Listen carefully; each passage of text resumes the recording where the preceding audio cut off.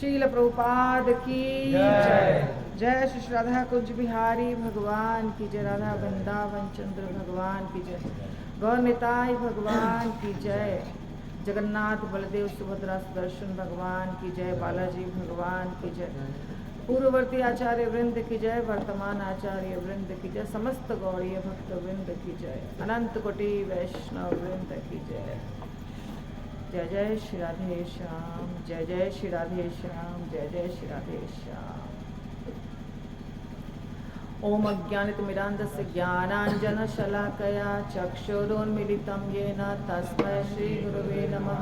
श्रीचैतन्यमनोभीष्टं स्थापितं येन भूतले स्वयं रूपः कदा मह्यं ददाति स्वपदान्तिकं। वन्देऽहं श्रीगुरो श्रीयुतापदकमलं।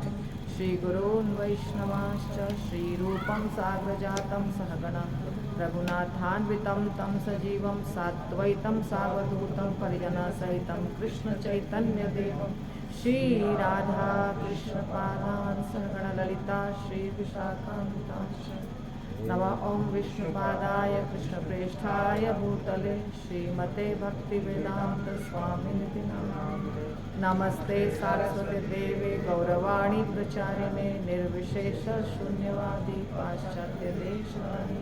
नमो महावदान्याय कृष्ण प्रेम प्रदायते कृष्णाय कृष्ण चैतन्य नाम्ने गौरतिसे नमः। हे कृष्णा करुणा दीनबंधु जगतपते गोपेश गोपिका कांत राधा कांत नमोस्तुते। तप्त कांचन गौरांगी श्री राधे वृंदावनेश्वरी वृषभानुसुते देवी प्रणमामि हरिप्रिये। वाञ्छाकल्पतरुभ्यश्च कृपा सिन्धुभ्येव च पतितानां पावनेभ्यो वैष्णवेभ्यो नमो नमः। जय श्री कृष्ण चैतन्य प्रभु नित्यानंद श्री अद्वैत गदाधर शिवासादि गौर भक्त वृंद। हरे कृष्णा कृष्ण कृष्ण हरे हरे हरे राम राम राम हरे हरे। श्रील प्रभुपाद की जय। जगन्नाथ बलदेव सुभद्रा ये तीन हमारे इस गैड़ा के सेंटर में विग्रह विराजमान है। और निताई भी है, लड्डू गोपाल जी भी हैं लगता है मुझे।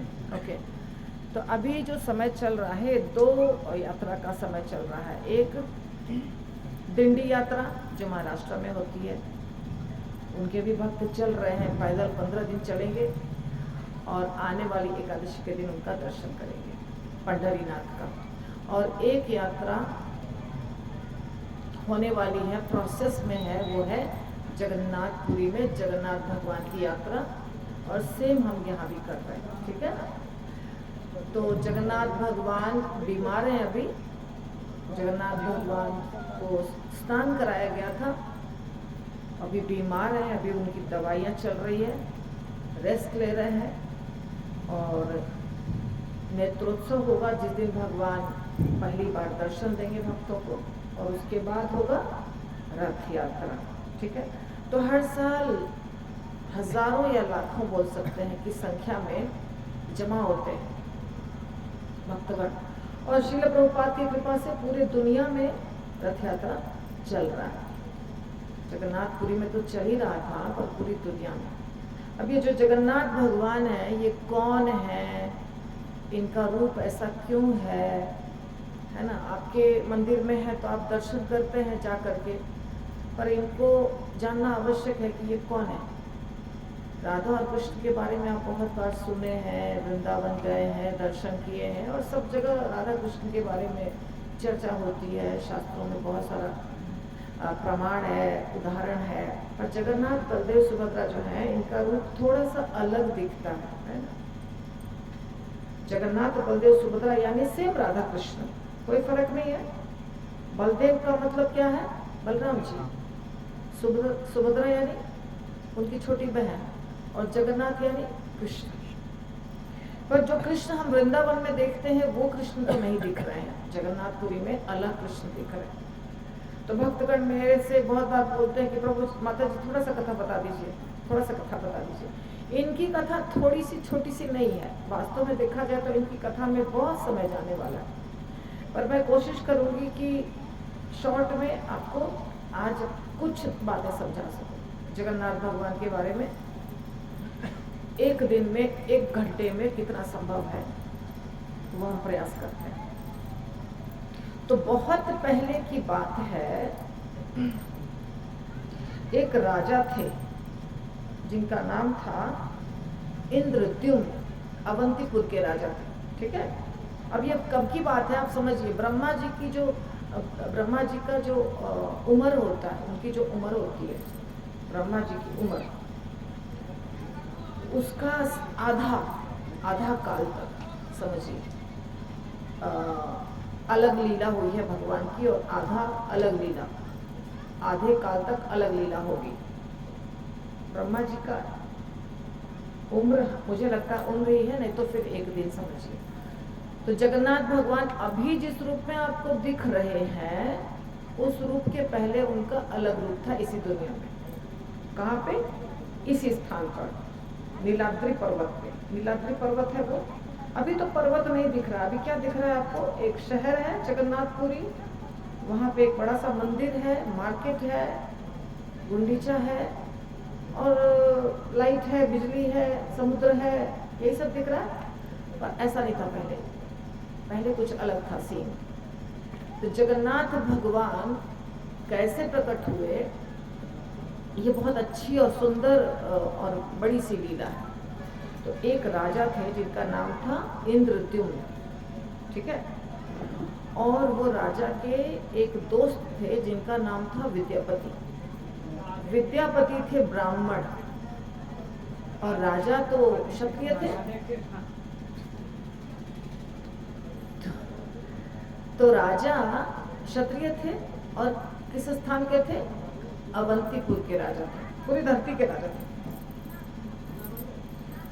तो विद्यापति एक बार थोड़ा परेशान थे, क्योंकि उनके पास रानी, राजा की पत्नी, एक संदेश लेकर आई थी। क्योंकि मंत्री थे, दोस्त थे, ब्राह्मण थे और दोस्त थे इंद्रद्युम्न के।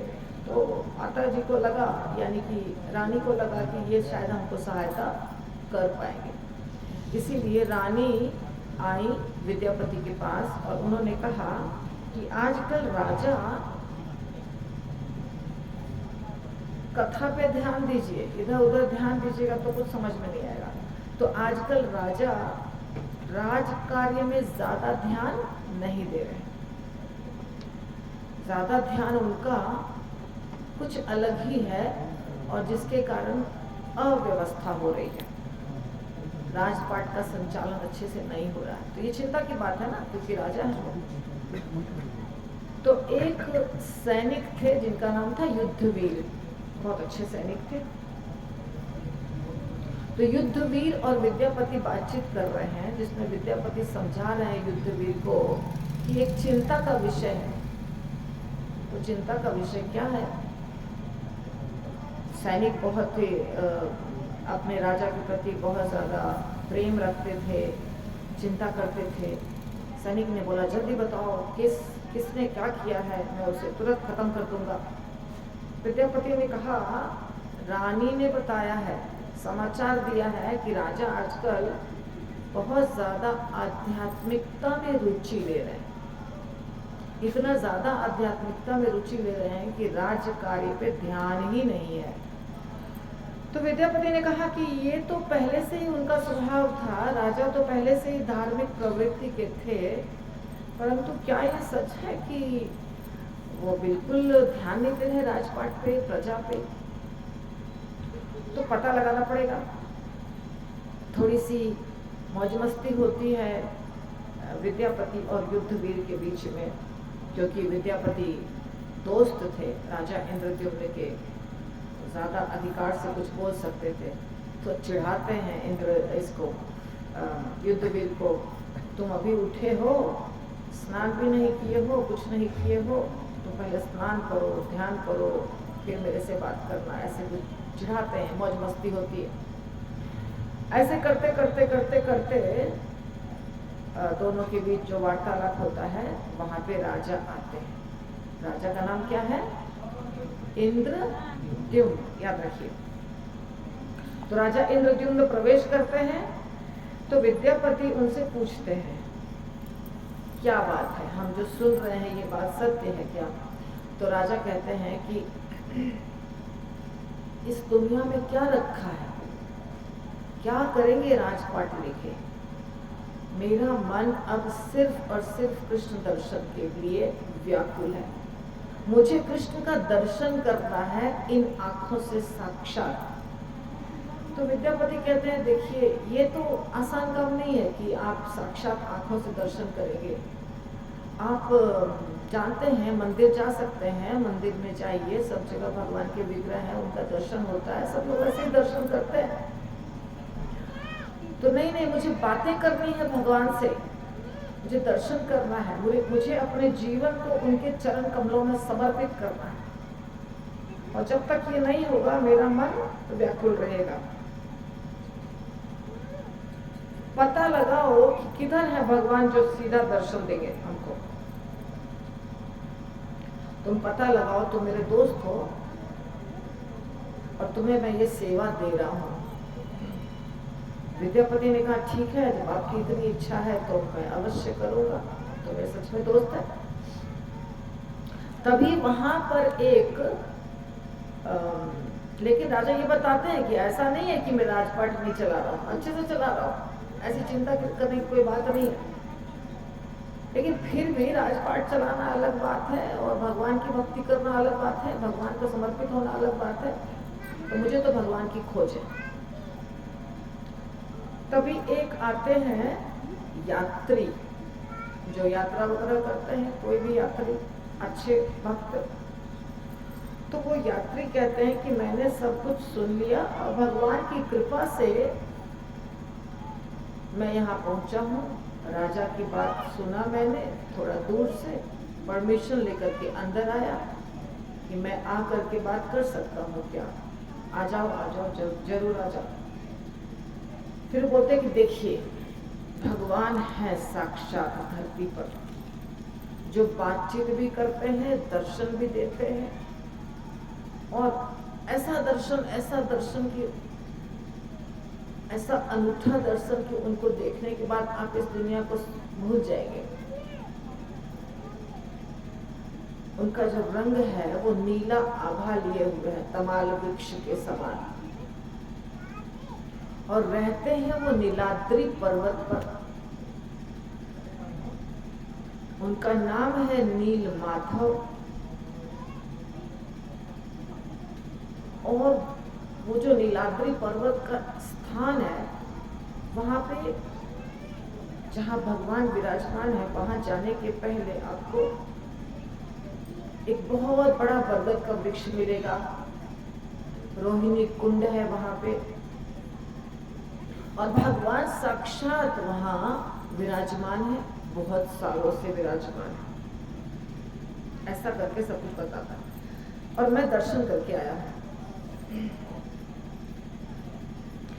तो राजा बहुत प्रसन्न होते हैं और राजा बोलते हैं विद्यापति को कि तुम तो अभी तुरंत, विद्यापति उसी समय कहीं और से यात्रा करके आए थे।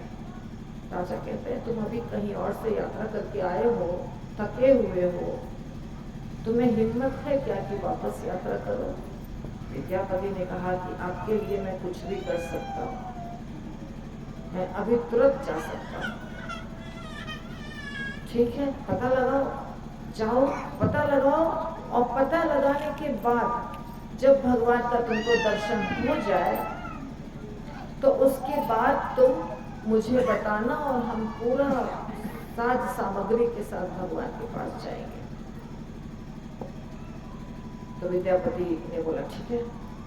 तुरंत विद्यापति चल दिए। वो भी शादीशुदा थे, पत्नी थी, घर में बच्चे थे, सब कुछ थे, परंतु भगवान के बहुत अच्छे प्रेमी भक्त थे और राजा के बहुत अच्छे दोस्त थे। विद्यापति तुरंत चल दिए।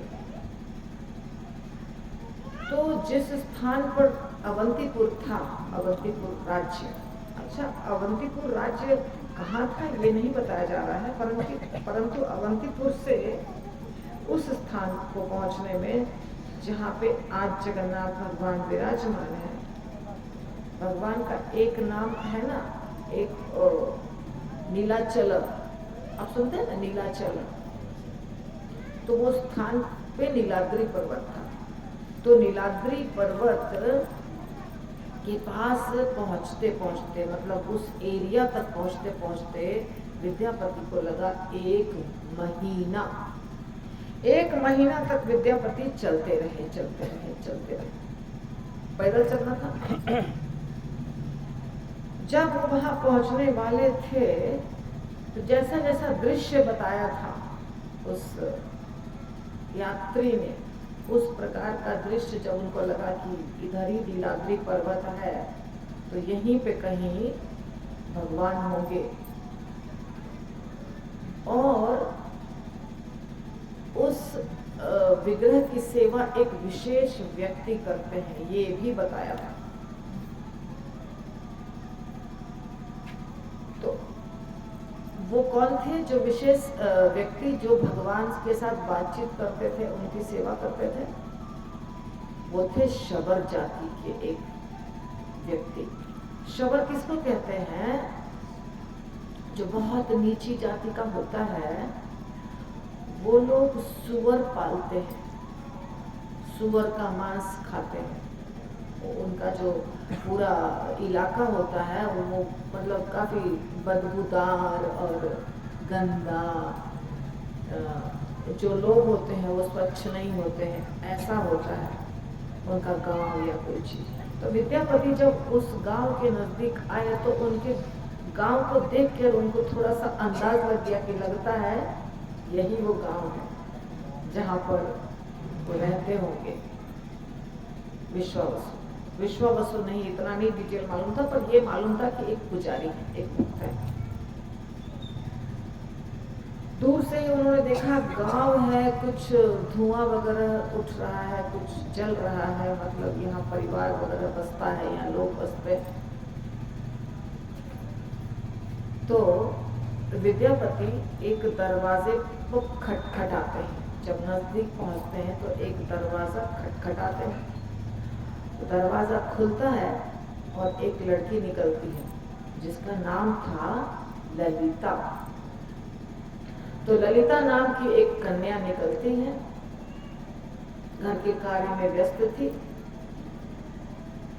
विद्यापति बताते हैं कि मैं ब्राह्मण हूँ, मैं थका हुआ हूँ, बहुत दिनों से यात्रा करके आया हूँ, परेशान हूँ। तो इतना था उन लोगों का स्वभाव कि वो सेवा वगैरह करते थे अतिथि की।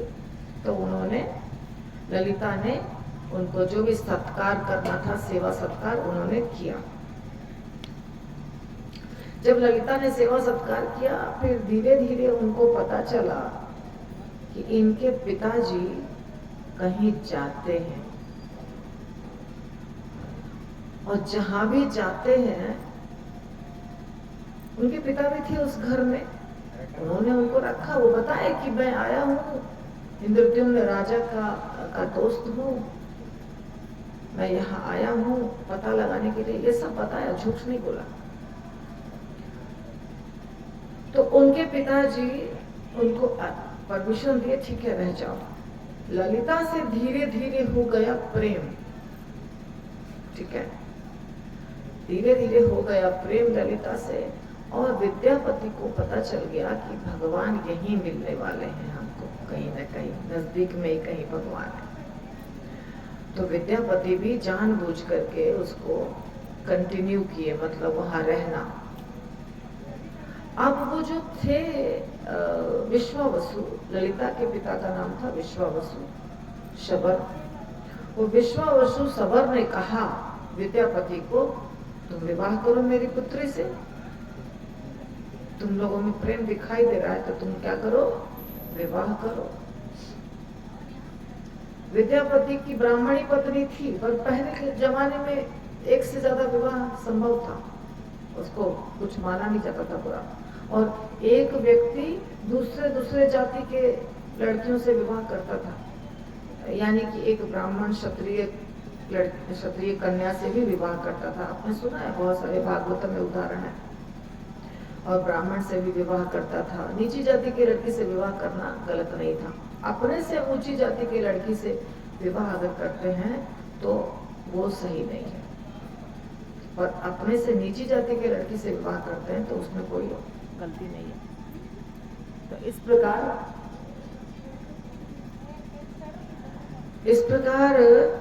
विद्यापति ने ललिता से विवाह कर लिया। जब ललिता से विवाह हो गया तो अब तो हो गया विश्वावसु ससुर। तो विश्वावसु रोज जाते थे नील माधव का दर्शन करने के लिए। सिर्फ दर्शन नहीं, सेवा भी करते थे।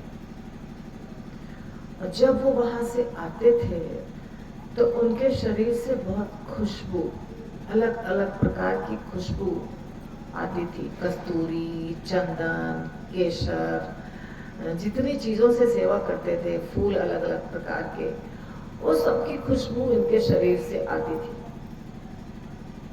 विद्यापति को अंदाज लग गया कि मेरे ससुर जाते हैं अवश्य। तो विद्यापति ने अपनी पत्नी से पूछा कि तुम्हारे पिताजी कहां से आते हैं जो इतना उनके शरीर से खुशबू आती है? तो इसने कहा कि जाते हैं कहीं। कहाँ जाते हैं? बताओ बताओ बताओ। तो बहुत बार पूछा, बहुत बार, मैं तुम्हारा पति हूँ तो मुझे नहीं बताओगी तो किसको बताओगी, इत्यादि इत्यादि। अंत में इसको बताना पड़ा कि भगवान का सेवा करते हैं जाके, उनका नाम है नील माधव, और प्रसाद भी लाते हैं, कुछ फल वगैरह जो भोग लगता था वो लाते थे। तो जब ऐसा हो गया, इसके बाद विद्यापति ने कहा अपने पत्नी को कि अब तुम मुझे अपने पिता से बोल के दर्शन करवाओ। किसका? नील माधव का। वो जो तीर्थ यात्री था, जो जाके बताया था विद्यापति को, राजा को, सबके साथ, वो वास्तव में उस स्थान पर 1 साल रहा था जिस स्थान पर नील माधव थे। नील माधव का दर्शन और उनका सेवा या जो भी होता था वो सब उसको प्राप्त हुआ था 1 साल तक। तो उनके महिमा को जानता था, सब कुछ बताया था। इस प्रकार विद्यापति अब अपने पत्नी को दबाव डालने लग गए, प्यार से ही, कि मुझे दर्शन कराओ, मुझे दर्शन कराओ। पत्नी ने कहा अपने पिता से कि पिताजी आप मेरे पति को दर्शन कराइए ना नील माधव का। पिता ने कहा उसको कैसे पता चला नील माधव के बारे में? तो बोलती है कि मैंने बताया। तुमने क्यों बताया? खूब डांटने लग गए। तुमको बताया था कि ये गुप्त चीज है, ये किसी को नहीं बताना है, ऐसा तुमको मैंने पहले से बता के रखा था, फिर तुमने ये गलती क्यों की? तो वो बोलती है देखिए मैं क्या करूं, वो मेरे पति हैं, मैं उनसे ज्यादा नहीं छुपा सकता हूँ, परंतु मैंने नहीं सब कुछ बताया। वो आप जब आते हैं वहां से और आपके शरीर से ऐसा खुशबू निकलती है, इसी से उनको अंदाज लग गया। उसके बाद जब उन्होंने मुझे बताने के लिए जो भी अलग अलग तरीके से मजबूर किया और मैंने बताना पड़ा, मुझे मैंने बता दिया।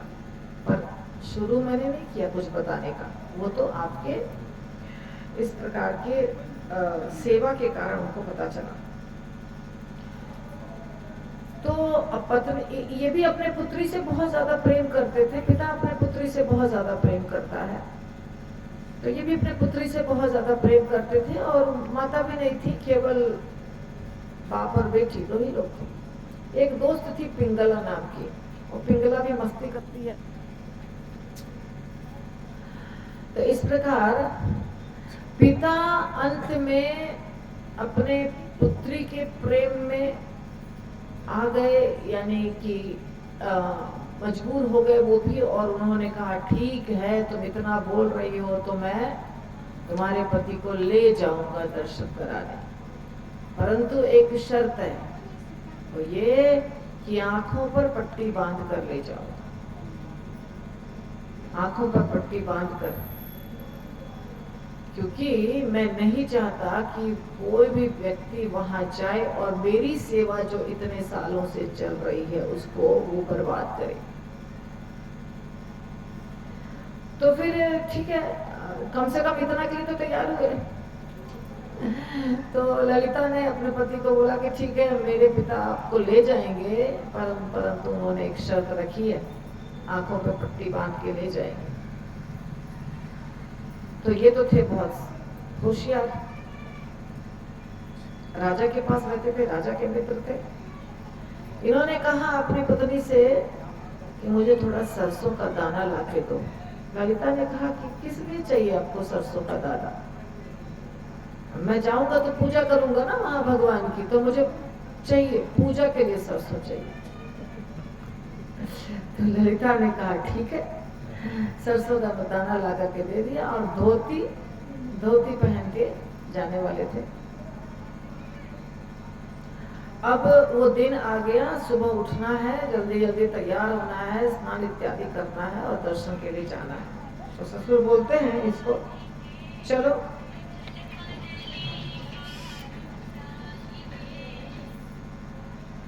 चलो उठो, जल्दी जल्दी उठो। तो विश्वावसु अपने दामाद को बोलते हैं तैयार हो जाओ। दामाद तैयार व्यार हो जाते हैं और धोती में सरसों को बांध लेते हैं और एक छेद कर देते हैं उसमें, इतना बड़ा छेद कि सरसों गिरना शुरू करे, मतलब जब वो चाहे गिरे, आंखों पे तो पट्टी बंधी रहेगी। तो विश्वावसु ने आंखों पे पट्टी बांध दिया इसके, विद्यापति के, और दोनों चले। तो अब इनको सिर्फ आवाज से पता लग रहा था कि हम कैसे स्थान पर चल रहे हैं। तो पहले तो सिंपल चल रहे हैं, लेकिन जब आने लगा वो स्थान नजदीक तो इनको बहुत सुंदर सुंदर आवाजें आने लग गई, जैसे चिड़ियों के चहकने की आवाज, मोर की आवाज, बहुत अच्छी अच्छी फूलों की खुशबू। हाथी चल रहे थे तो हाथी से जो कुछ लता पता वृक्ष इत्यादि गिर रहे थे उसकी आवाज।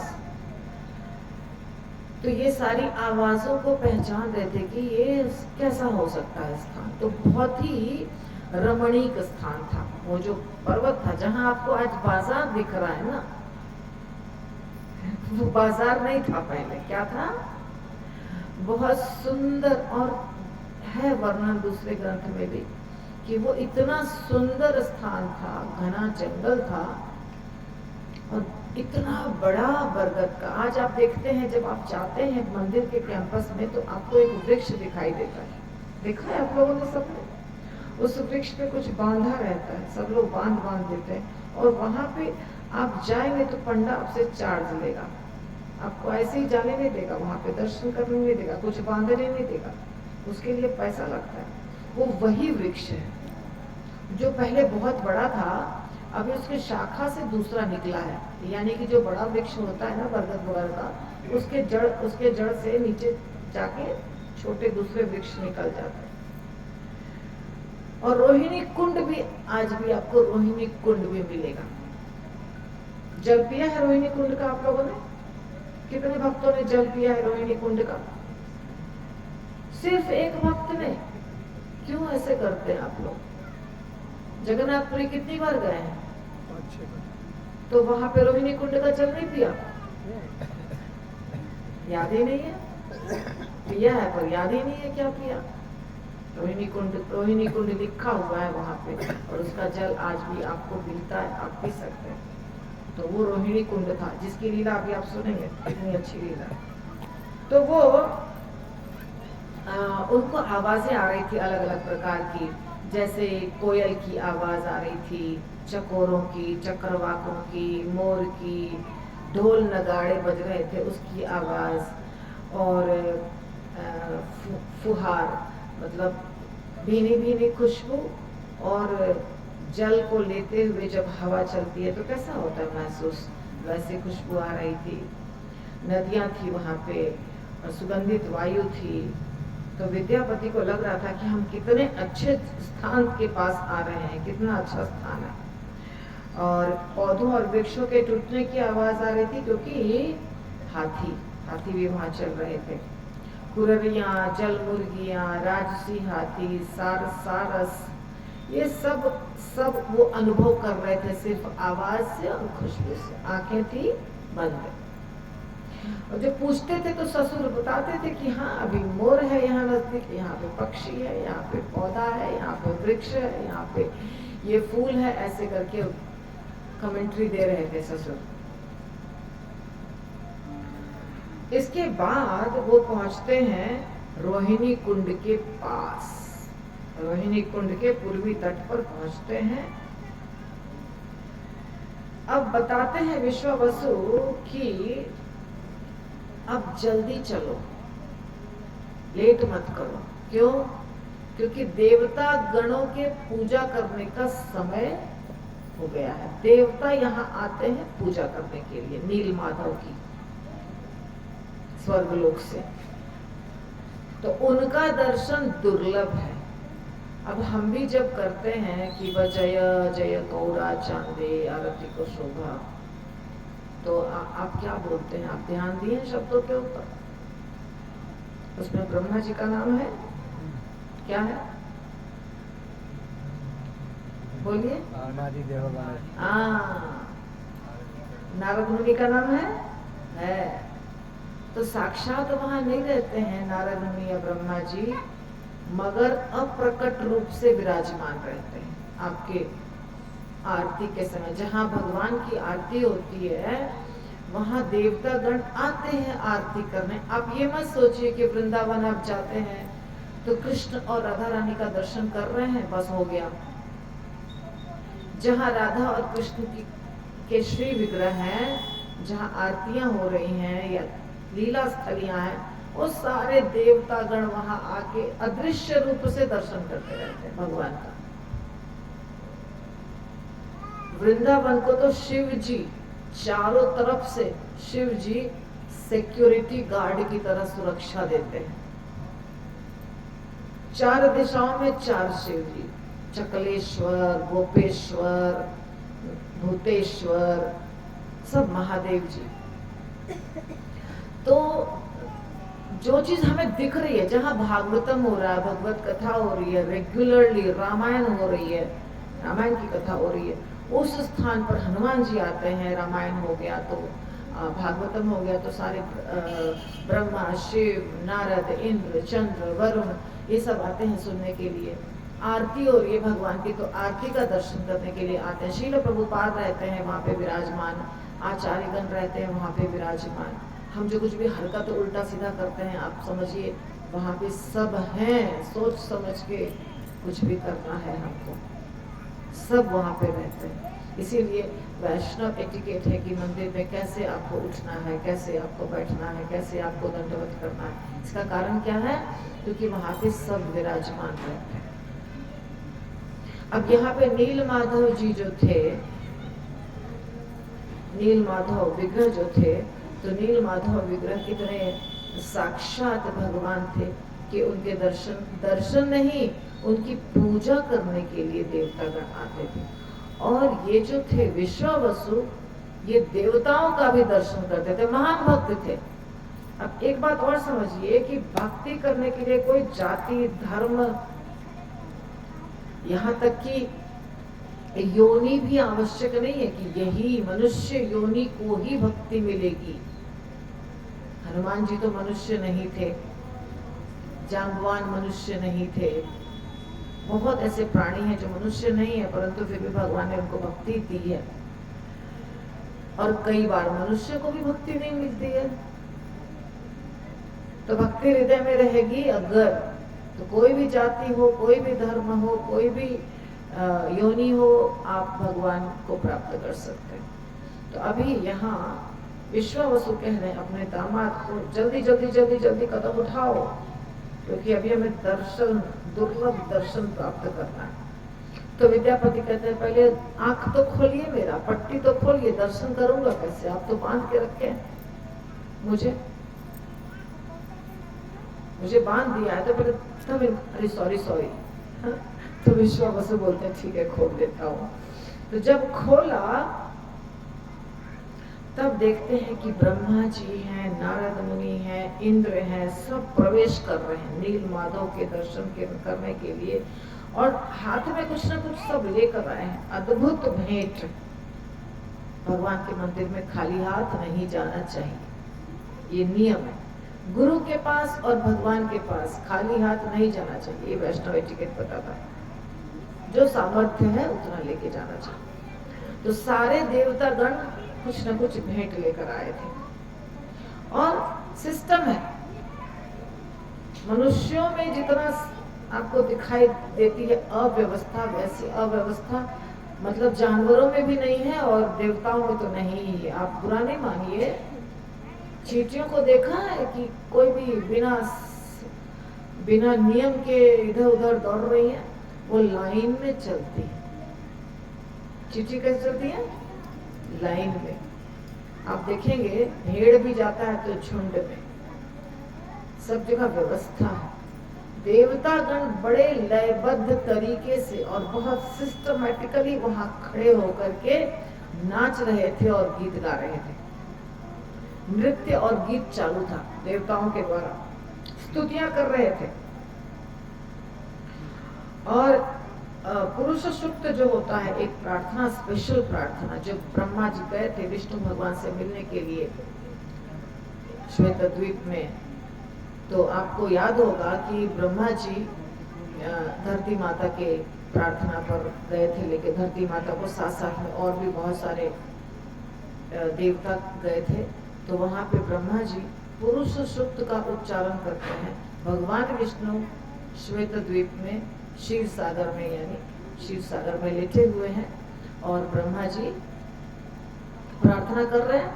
भगवान सुन रहे हैं प्रार्थना, और फिर भगवान ब्रह्मा जी को हृदय में कुछ देते हैं ज्ञान। फिर ब्रह्मा जी धरती माता को, पृथ्वी माता को बताते हैं, या सारे देवताओं को बताते हैं कि भगवान क्या कह रहे हैं।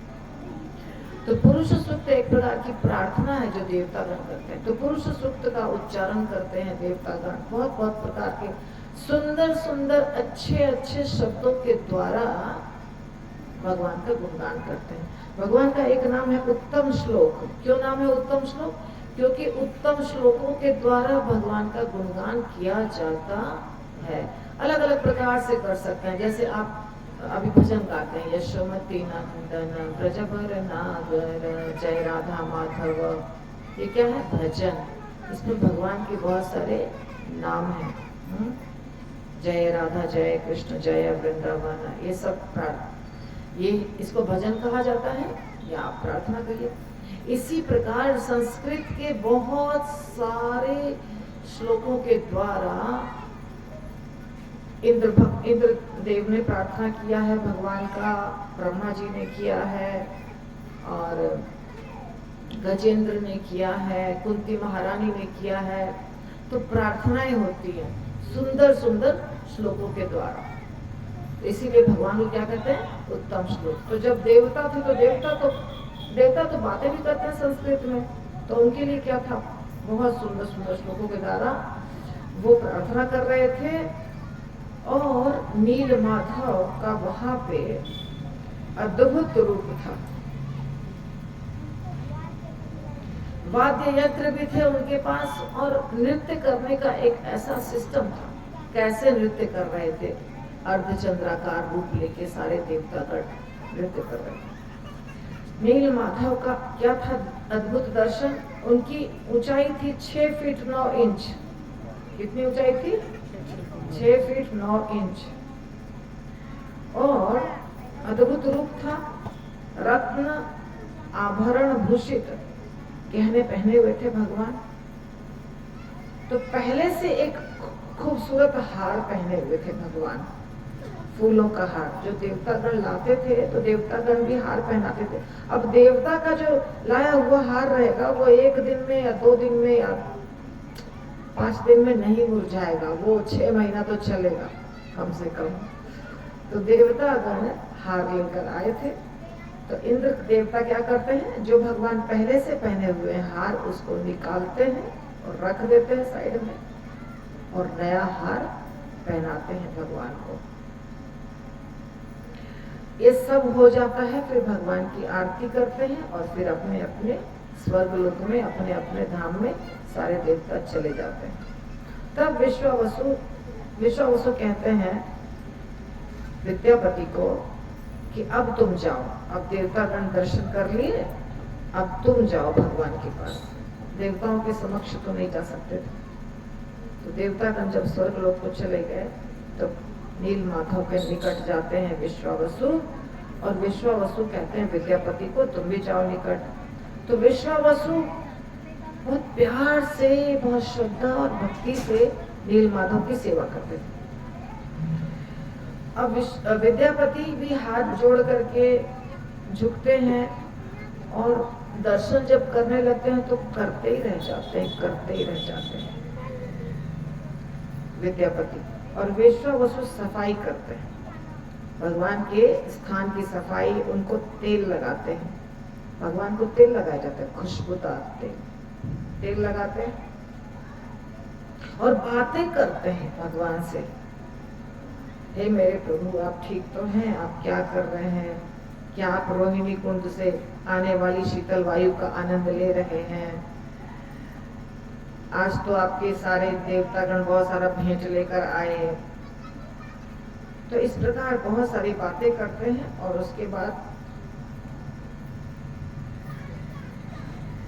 रोहिणी कुंड के पास इन्होंने, ये विद्यापति ने एक दृश्य देखा था। क्या देखा था कि रोहिणी कुंड का वर्णन तो बताया ही उसके ससुर ने, पर उसने खुद भी देखा कि रोहिणी कुंड में एक कौवा जो ऊपर वृक्ष के डाल पर बैठा था नीचे गिर जाता है, रोहिणी कुंड में गिर जाता है। जैसे रोहिणी कुंड में कौवा गिरता है, चतुर्भुज रूप लेता है और चला जाता है ऊपर सीधे भगवत धाम।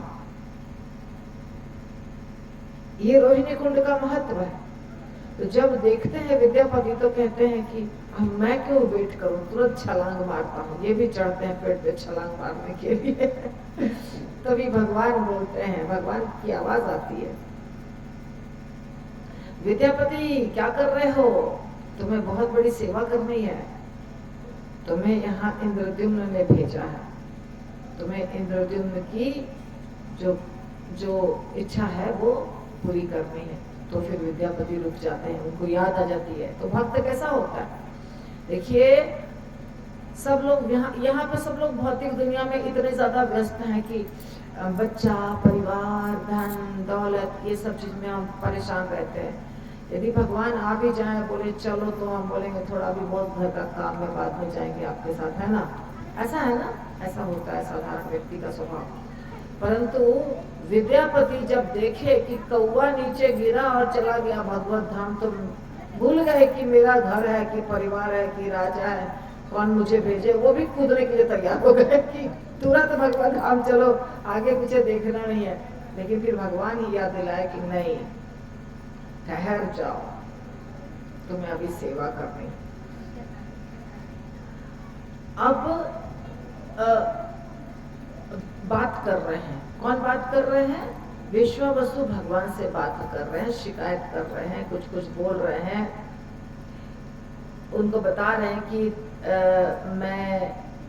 मैं तो सूर्य देवता को भी बोलता हूँ कि आप हमेशा क्यों नहीं रहते हैं दर्शन, क्यों रात्रि क्यों होती है जो मुझे सोना पड़ता है? मुझे तो हमेशा आपके ही साथ रहना है, भगवान के साथ रहना है, इतना लंबा प्रतीक्षा करना पड़ता है। आपको अच्छा लग रहा है क्या? मैं चद्दर लगाया, आपको अच्छा लग रहा है क्या? कपूर लगाया, आपको अच्छा लग रहा है क्या? तेल मालिश किया, आपको अच्छा लग रहा है क्या? ताजगी लग रही है क्या? थकान दूर हो गई क्या? ऐसे बात करते हैं। फिर बोलते हैं, अरे भगवान, मैं तो भूल ही गया, मैं अपने दामाद को लेकर आया, नव विवाहित कन्या का पति है, उससे जरा मिलिए, उससे बात करिए, उसका नाम है विद्यापति। हाँ, और फिर वो जो इंद्र देवता ने माला निकाला था, पहले से पहना हुआ माला भगवान का, महागारलैंड, महाहार, वो विद्यापति को दे देता है। विद्यापति उस माला को ले लेते हैं और कहते हैं कि विश्वावसु कहते हैं, देखो भगवान, मैं तो अनपढ़ हूँ, मूर्ख हूँ, मुझे तो कुछ आता नहीं, लेकिन ये बहुत इंटेलिजेंट है। ये मेरा दामाद जो है ना, अवंतीपुर का ब्राह्मण है और वहां का पुजारी है, पुरोहित है। ये साधारण नहीं है, इसको बहुत संस्कृत का ज्ञान है। ये अभी आपका गुणगान करेगा संस्कृत के सुंदर सुंदर श्लोकों से, ऐसा बोलते हैं। दामाद पे था गर्व उनको। तो ठीक है, उसके बाद क्या होता है, बहुत अच्छी बात क्या होती है, बहुत अच्छी नहीं, बहुत अच्छी है भी और बहुत अच्छी नहीं भी है। क्यों? क्योंकि भगवान कहते हैं, भगवान बातें करते थे, तो भगवान कहते हैं विश्वावसु को कि विश्वावसु, तुमने मेरी बहुत वर्षों तक सेवा की और तुम्हारे हाथ से मैंने सेवा ली। तुमने मुझे फूल चढ़ाया, फल चढ़ाया, जो भी चीज चढ़ाया वो मैंने ग्रहण किया, पर अब मुझे ये जो आया है ना तुम्हारा दामाद विद्यापति, इसका जो राजा है इंद्रद्युम्न, उसके पास जाना है और उससे सेवा लेनी है। वो मेरा बहुत अच्छा भक्त है।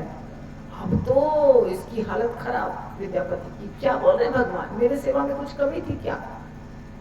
आप ऐसा क्यों कह रहे हैं? तो भगवान तो बोल दिए कि बस अब तुम्हारी सेवा बहुत दिनों से हो गई, अब मैं लूंगा राजा इंद्रद्युम्न से सेवा। जैसे ये बोला, विश्वावसु का मूड खराब। अब विश्वावसु किसको दोष देगा? विद्यापति को। न तुम आते, न भगवान का मन डोलता। इसीलिए मैं कभी किसी को बताता ही नहीं था कि भगवान यहाँ पे हैं। लेकिन तुम आए और तुमने सारा गड़बड़ किया और तुमने अपनी चालाकी की और अपने डिप्लोमेसी से, अपने चालाकी से भगवान को पटा लिया। और अब भगवान कहते हैं कि उनको नैवेद्य चाहिए, उनको 56 भोग चाहिए, उनको लड्डू, हलवा, पूरी, राजभोग चाहिए। अभी तक तो फल मूल कंद से कुछ कोई दिक्कत नहीं थी उनको। अभी उनको जाना है इंद्रद्युम्न के पास।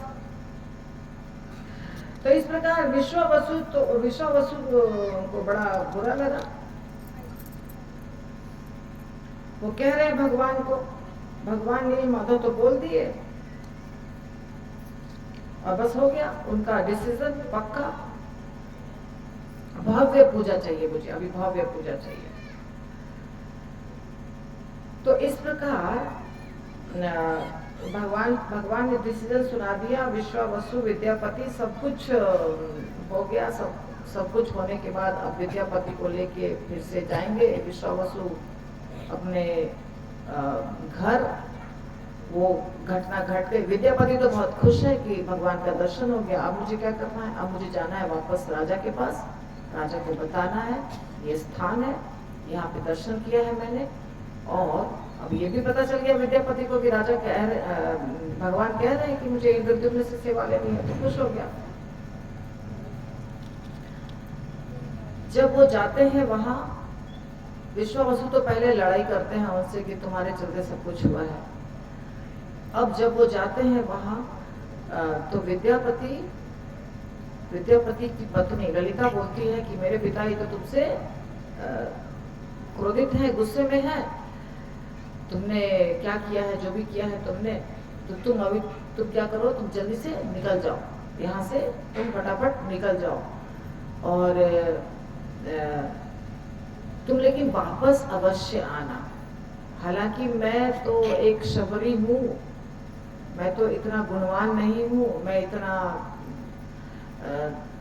अच्छी सेवा भी नहीं कर सकती हूँ, मैं तो गांव देहात की हूँ, लेकिन फिर भी तुम मुझे भूलना मत, इत्यादि इत्यादि। पति पत्नी की बात होती है। विद्यापति बोलता है अपने पत्नी को कि ठीक है, तुम चिंता बिल्कुल मत करो, मैं 2 महीने में वापस आऊंगा, क्योंकि मुझे जाने में लगेगा 1 महीना और आने में लगेगा 1 महीना। हालांकि इसके ससुर तो उसी समय इसको पकड़ के बांध दिए थे। विद्यापति को विश्वावसु ने बांध दिया कि तुमने ही सब गड़बड़ किया, लेकिन पत्नी ने बंधन खोला। पत्नी ने चुपके से खोल दिया और अपने पति को भगा दिया कि चले जाइए। विद्यापति पहुंच गए कहाँ? अवंतीपुर, जहाँ पे राजा इंद्रद्युम्न थे। राजा इंद्रद्युम्न इंतजार कर रहे थे कब विद्यापति आएंगे, कब मुझे पता चलेगा भगवान का। जैसे ही पहुंचते हैं बहुत खुश होते हैं राजा,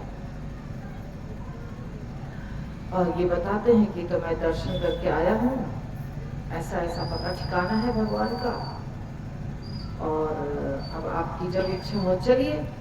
राजा बोलते हैं कि अभी तुरंत चलेंगे, जब इच्छा की बात ही नहीं, अभी तुरंत चलेंगे।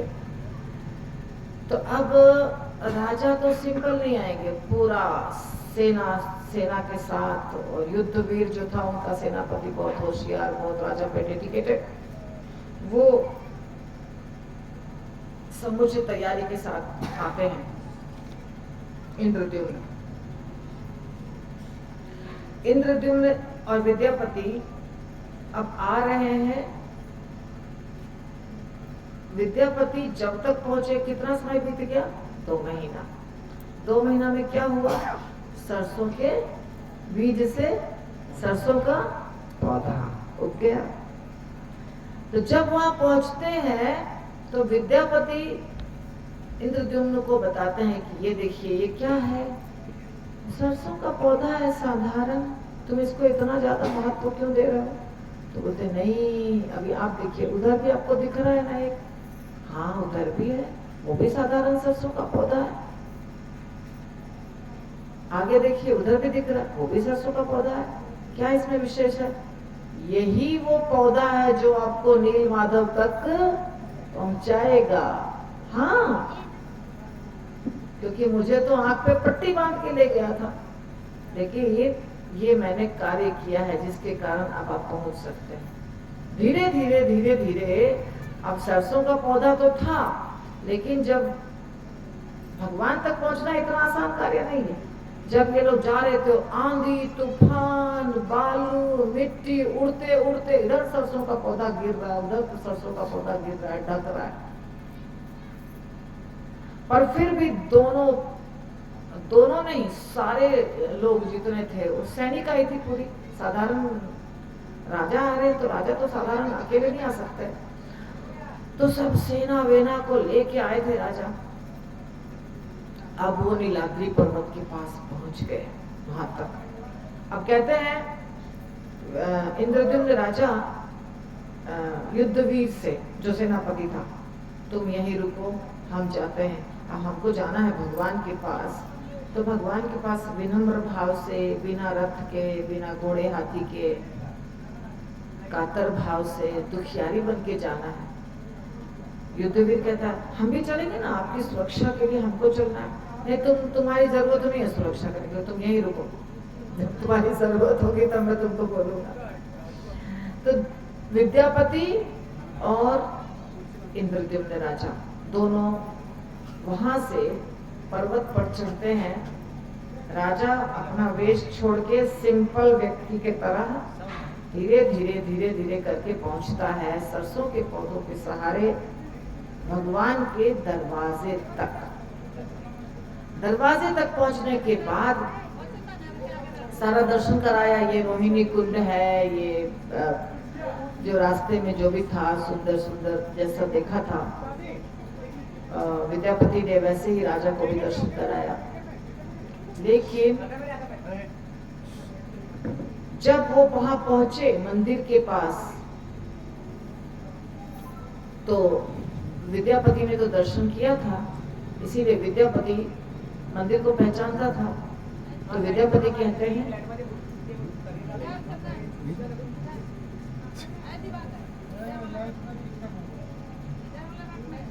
हरे कृष्णा हरे कृष्णा, कुछ मत करिए,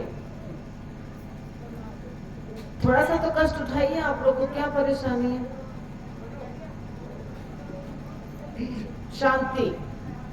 तो गेट, मंदिर का दरवाजा, अब मंदिर का दरवाजा था बड़ा सा, विशाल सा, 2 ही व्यक्ति हैं। अब उसको खोलना है तो जोर से राजा और विद्यापति धक्का मारे, कैसे खुलेगा भगवान का मंदिर।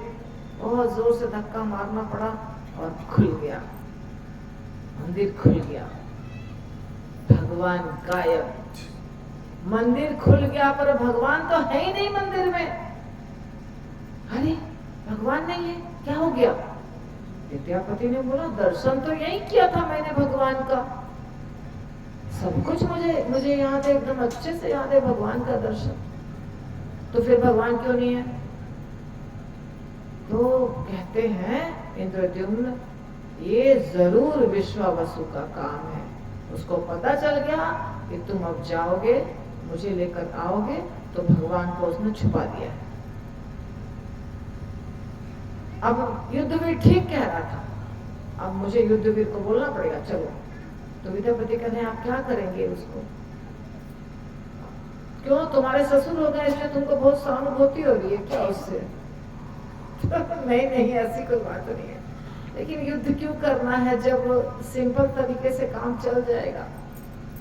थोड़ा बहुत समझा उमझा के तो युद्ध क्यों करेंगे? साम दाम दंड भेद आपको पता है, आप तो राजा हैं, तो कोशिश करेंगे कि युद्ध ना हो, ठीक ठाक तरीके से ही काम चल जाए। राजा बोले, हाँ हाँ, हम जानबूझ के नहीं करेंगे, पहले हम ट्राई करेंगे कि ऐसे ही काम निकल जाए। बेचारे दुखी हो गए, राजा तो बेहोश हो रहे थे कि भगवान ही नहीं है, इतना मेहनत करके हम आए, भगवान ही नहीं है, बेहोश हो रहे थे राजा। ऐसे भी उनको लाया गया नीचे तक। युद्धवीर बहुत ईमानदार था, हाँ, आ गए दर्शन करके, ऊपर से आ गए, आ तो गए पर दर्शन नहीं हुआ। हाँ, दर्शन नहीं हुआ, क्यों? भगवान ही नहीं है वहां पे। भगवान नहीं है, कहाँ चले गए भगवान? तो वही तो फट से बोलता है युद्धवीर, हाँ पता चल गया, वही वो जो नीच जाति का आदमी है,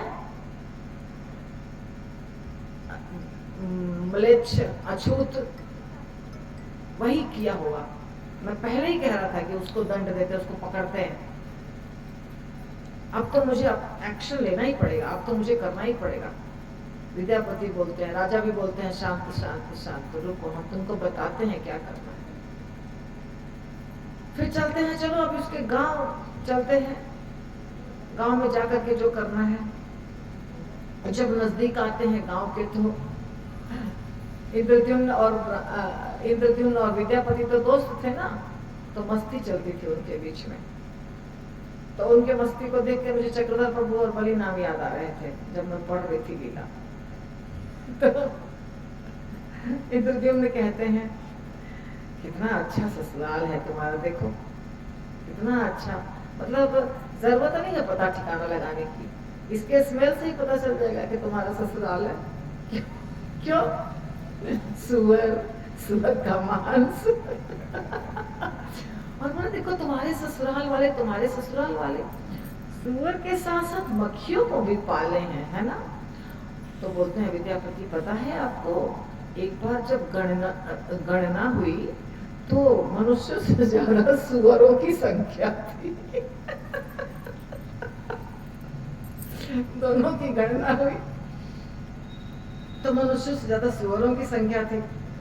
तो बोलते हैं, देखो तुम्हारा प्रेम कैसा, कितना प्रेम है तुम्हारा, है ना? तुम्हारी पत्नी के ऊपर तुम्हारा इतना प्रेम है, शबर कन्या से। तो बोलता, देखिए आप मुझे चढ़ाइए मत, वो है शबरी, परंतु पूरा वैष्णव वाला नियम वो पालन करती है, सब कुछ वैष्णव वाला करती है, बहुत पवित्र है। आप चलिए ना, आपको बड़ा अच्छा लगेगा वहां चल करके, आप चल के तो देखिए, आप जब देखेंगे तो खुश हो जाएंगे। इस तरह करके धीरे धीरे करके नजदीक पहुंचने घर के पास, तो बोलते हैं, राजा बोलते हैं युद्धवीर को, युद्धवीर तुम तो पूरे गांव को पहले घेर लो, जैसे ऑर्डर दूंगा आक्रमण करना। विद्यापति बोलते हैं, पहले रुकिए, पहले मुझे देखने दीजिए सिचुएशन क्या है।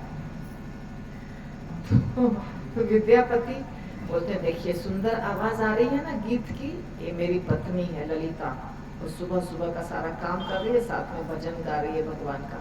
आपको सुनाई दे रहा है ना इतनी सुंदर आवाज, सुरीली आवाज, वो नित्य कार्य सुबह का उसका चालू है। तो ललिता को ना, तो विद्यापति बोलते हैं देखिए मैं अभी अपने पत्नी के साथ थोड़ा मस्ती करने वाला हूँ। उसके बाद कुछ बेर तोड़ लिए विद्यापति, और बेर तोड़ के और उसको बाहर से, बाउंड्री वॉल होता है ना घर के बाहर, उसका गेट होता है, आंगन होता है, थोड़ा सा ऊंची दीवार होती है, तो वहां से बेर फेंकना शुरू किए। 1 बेर, 2 बेर, 4 बेर, 5 बेर, 10 बेर। अब वो अंदर झाड़ू लगा रही थी, तो जब बेर आ रहा था तो वो सोच रही थी क्या कि ये बंदर जो है ना ये बेर फेंक रहे हैं, बंदर बगल में होंगे, बंदर बेर फेंक रहे हैं, तो चिल्लाने लग गई कि बंदर जीने नहीं देंगे, इतना बेर फेंक रहे हैं, और ये और जान के बेर फेंक रहे हैं, बेर फेंक रहे हैं। वो साफ कर रही है, उसको बहुत गुस्सा आ रहा है। इसके बाद खटखट की आवाज की है विद्यापति, तो पत्नी बोले अब देखो ये मनुष्य के तरह मुझे खटखट करके दरवाजा भी खटखटाने लगा, पहले तो बेर फेंक करके मेरा घर गंदा किया, अब ये दरवाजा खटखटा रहा है, बंदर मुझे जीने नहीं देगा। एक झाड़ू लेकर के गई और जैसे ही दरवाजा खुला ठक से झाड़ू मारा, झाड़ू पड़ा किसके ऊपर? विद्यापति के ऊपर। विद्यापति बोलता है तो पति का स्वागत इस तरीके से किया जा रहा है, झाड़ू मार करके पूरा घर गंदा, और राजा खूब मस्ती कर रहे हैं, देख लो तुम्हारा ससुराल में कितना अच्छा स्वागत हुआ। तो इंद्रद्युम्न भी मस्ती कर रहे, देखिए राजा आप जानबूझ के मस्ती मत कीजिए, हाँ आप देख रहे हैं ना कि कैसा कैसा। ऐसे करके फिर मिलते हैं उसके ससुर जी। तो ससुर जी आते हैं तो बातचीत होती है, बहुत देखते हैं कि बहुत उदास जैसे ससुर है इसके, विश्वावसु। तो बोलती है, पत्नी से पूछते हैं कि पिताजी किधर है?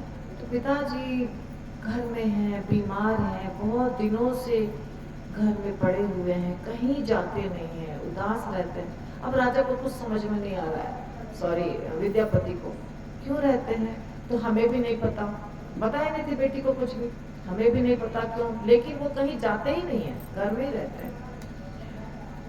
तो फिर विश्वावसु से मिले, तो विश्वावसु से जब मिले, प्रणाम वगैरह किया, बताते हैं विद्यापति देखिए ये आए हैं, अवंतीपुर के राजा हैं, मेरे राजा हैं, इनका स्वागत करिए। विश्वावसु बोलते हैं ठीक है आप तो राजा हैं। फिर बातचीत होती है तो बोलते हैं कि हम आए थे, हमने तो आपके बारे में बहुत अच्छा बताया कि आप नील माधव की सेवा करते हैं, सब कुछ बताया आपके बारे में, बोलता है। तो विश्वावसु बोलते हैं कि तो तुमने बताया, तो राजा बोलते हाँ तो हम दर्शन करने के लिए आए, पर नील माधव तो वहां है ही नहीं। तो बोलते हैं, तो विश्वावसु कहते हैं कि तो तुम्हारे ही चलते तो नील माधव गए हैं, तुम्ही ने तो सब काम किया है। विद्यापति नहीं, मैंने तो कुछ नहीं किया है, इतने सालों से मेरे से हाथ से सेवा ले रहे थे, तुम आए तो बोलते हैं कि हमको राजा के साथ जाना है, अभी राजा के पास जाना है। ऐसे करके हो गई बातचीत।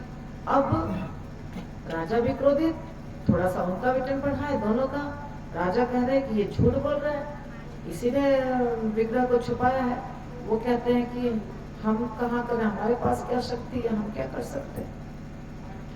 फिर ऐसे ऐसे होता है, दोनों के बीच में झड़प होती है। जब झड़प होती है सब कुछ होता है, गुस्से में आते हैं। इंद्रद्युम्न कहते हैं इसको पकड़ो, बंदी बनाओ, राजा को बंदी, विश्वावसु को बंदी बनाओ। युद्ध फिर तुरंत चलाता है, बंद करना है, इसको जेल में डालना है। तभी नारद मुनि आ जाते हैं और नारद मुनि कहते हैं किसी ने कुछ नहीं किया है, भगवान स्वेच्छा से भगवान अप्रकट हुए हैं और भगवान अब फिर से प्रकट होंगे।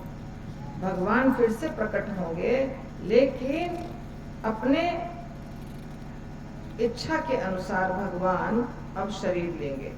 ठीक है, ये तो 1 घंटा हो गया, बताइए कथा तो हुई नहीं पूरी। एक और नेक्स्ट डे में कथा कंप्लीट करो और दूसरे क्लास में, क्योंकि अभी कथा और लंबी है, 1 घंटा हो चुका है। क्या बोलते हैं? क्योंकि ये बहुत बड़ा हो जाएगा। तो हमने अभी कहाँ तक देखा कि नारद मुनि आ चुके हैं। नारद मुनि अब आगे, यानी कि अब जगन्नाथ भगवान कैसे प्रकट होंगे, क्या होगा। अभी तक आप नील माधव की कथा सुने, अब जगन्नाथ भगवान की कथा सुनेंगे। इतना पे हम रुके, मतलब एक पार्ट हो चुका है आधा। नील माधव के रूप में भगवान ने जो सेवा ली उतना हो गया। अब नारद मुनि ने क्या कहा कि भगवान अब दूसरे रूप में आएंगे। तो वो जो दूसरा रूप होगा, कब आएंगे, कैसे आएंगे, ये सब हम क्या करेंगे नेक्स्ट एपिसोड, मतलब एक और बस एक में हो जाएगा। तो यहीं पे जब दूसरा कोई क्लास होगा, आप सारे भक्त वहां आइएगा और हम वहां पे इस कथा को कंप्लीट करेंगे, ठीक है। श्रील प्रभुपाद की जय। जगन्नाथ बलदेव सुभद्रा सुदर्शन भगवान की जय। अनंत कोटि वैष्णव वृंद की जय। आप सबकी भी जय। गौर हरि हरि बोल।